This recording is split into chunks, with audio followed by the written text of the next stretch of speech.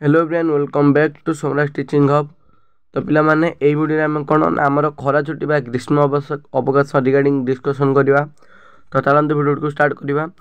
ता पूर्व कही रखे जमाने पर्यटन आम चैनल को सब्सक्राइब करना सब्सक्राइब कर ऑल क्लिक कर दिंतु कारण ये सबकि अपडेट तुम मैंने चैनल में पाइब और 100% रियल अपडेट ये चैनल में पाइब। तो चलते स्टार्ट करवा वीडियो को।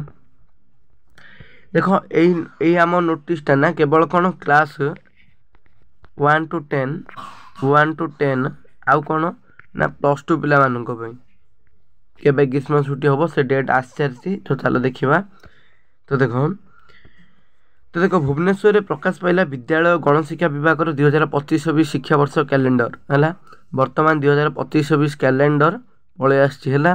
तो कौन हो 2025 शिक्षा वर्ष प्रकाशित कैलेंडर रे समस्त छुट्टी विवरणी प्रकाश पाई।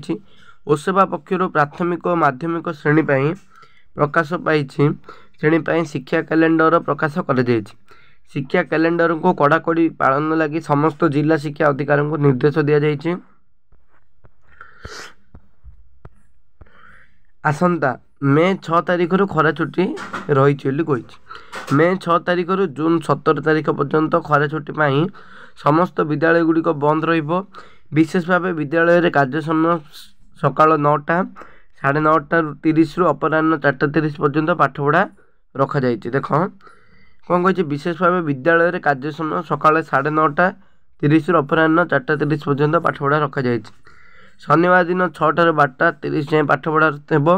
यह 10टा रु अपराह्न 4टा पर्यंत स्कूल शिक्षक रहा बाध्यतामूलक कर। तेबे तो देख आमर सी देख मेनली डेट के देख ना आसंता मे 6 रु हम बोली से कहुई। कौन है एकाडेमिक बा शिक्षा कैलेंडर बाहर मे 6 रु जून 17 हम बोली कहुई। पाखापाखि आमर 30/11 पाखापाखि गोटे 40 दिन पाखापाखि हम बोली कही। तो किंतु प्रतिवर्ष कौन हुए ना शिक्षा कैलेंडर थिले मध्य प्रबल ग्रीष्म प्रवाह जोगु एप्रिल 20 रु नोटिस पलि आसे। एप्रिल 20 आड़ू नोटिस पलि आसे न्यूज रे पलि आसे। तो ए वर्ष मध्य एप्रिल 20 रु 25 भितर निश्चिंत रूप से छुट्टी हो आशा करा है।